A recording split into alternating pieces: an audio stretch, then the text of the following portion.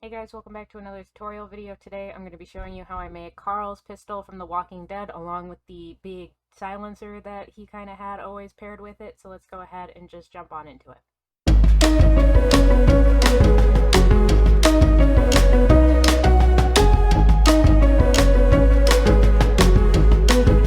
So this is another one of my own templates again. I'm using 10mm EVA foam and I'm starting with the silencer. You could do 3 or 4 sheets of 10mm EVA foam. If you do 4, you have more to work with when you're sanding, which is kind of nice, so I do recommend that actually.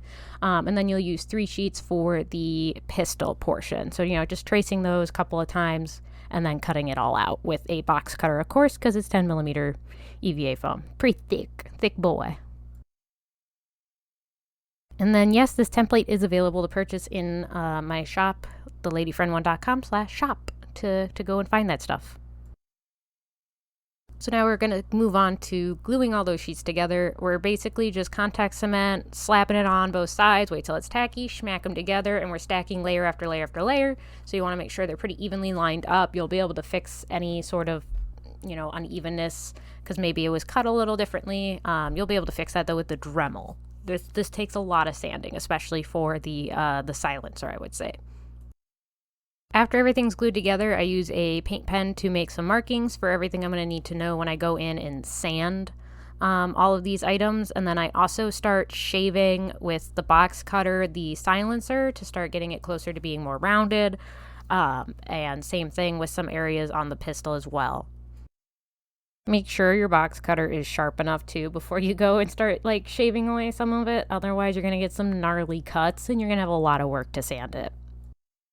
After all the shaving's done though, I do take it to get sanded with a sanding drum from my Dremel to round out and smooth out all of the silencer, add a little hole at the end of the silencer, and then I also do a little bit of sanding to round out the edges on the pistol.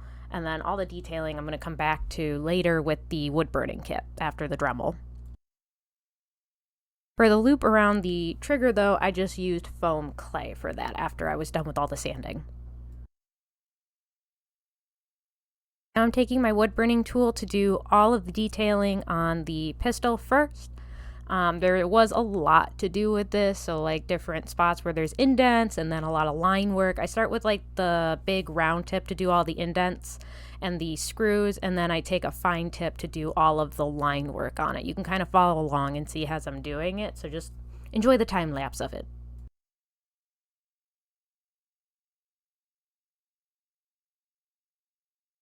We're now at the point where I've changed from the thick round tip to the fine point tip on the wood burning kit. And this is just a wood burning tool that you can get. My set was $20, or you can also use a soldering iron for this.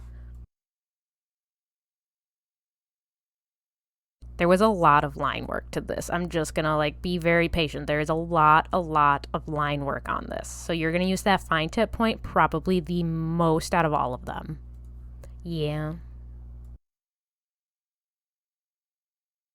Also, if you want to get the wood burning tool I'm using, link in the description, the kit link should have it down there so you can pick one up for yourself. It comes with a lot of cool bits, and then you can also use it for wood burning if you're into that. I don't know what your preferences are. I'm not asking. Let me know in the comments. I don't know, whatever. Okay. Also, more commentary. You'll notice I'm freehanding. You can preemptively draw the lines. It's perfectly fine to preemptively draw the lines and then follow them. Honestly, that's probably better to do than this because now if I mess up, I'm screwed. Versus if you had done the lines, you would have had guidelines, all that good stuff. Yeah, learn from my mistakes. I'm just an idiot and I'm lazy and I speed through things a little too much. This is a really good spot for guidelines because then you can measure and make sure everything's even with all that scoring that I'm doing. Oh my god, why am I not using guidelines? Why am I just looking at the reference image and freehanding? Why am I an idiot? Okay, enough detailing. On to priming. We are now going to prime using my usual paint-on primer, Liquitex.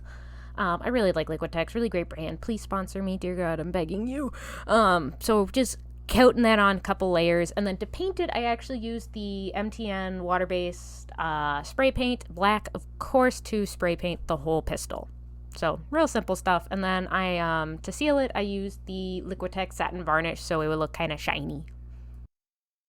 Now I'm hot gluing in those magnets. I'm going to circle back to talking about that later though. So just hot glue in the magnets if you want. I don't know. Or don't yet. Don't yet. Come back to this later. We'll come back to it. Now I'm just fixing up the silencer because I had to sand a crap load of it. So there were seams, there were some spots with peeling. So I just fixed it with contact cement and my adhesive caulk, of course. After it's all sealed and that's dry, with the wood burning tool, the thick round bit, I am kind of texturing in a hammered sort of effect onto the end of the silencer, since you'll notice that effect at the end. And I also drew in the lines around the part that's going to attach to the pistol with the wood burning kit. I did spray prime this with Plastidip. After that, I'm taking just a nickel colored paint and I'm painting the heck out of the whole heckin' thing, pretty much. The whole heckin' thing. After that, I use a dark metallic gray to paint in that hammered metal area where we use the wood burning tool to make it a little bit darker in two-tone metal. And then I'm also using 2 different rub and buff colors of the silver nickel kind of colors all over it, just kind of randomly to give it some two-toneness, make it look more like actual metal. And then we do seal that off also with the Liquitex satin varnish spray, and yeah, that's painting. Actually, it was painting and dinner. Please ignore my dinner. Now, circling back to the hot glue, I'm verifying, the magnets. Circling back to the magnets, I'm verifying the magnets will attach. You don't have to do this. I added magnets in a divot in the pistol hole, and then I also added magnets in the whole divot I made on the silencer so they could come apart. You don't have to do this, of course. Totally optional. I'd recommend super glue. It holds magnets better than hot glue. Thanks so much for watching this cosplay crafting tutorial. Sorry if it was a bit of a mess. If you want to see what we made actually with the finished cosplay, make sure to check the links in my description and let me know what your crafting questions are in the comments. Don't forget to subscribe so you can see what I'm crafting up next. Bye-bye!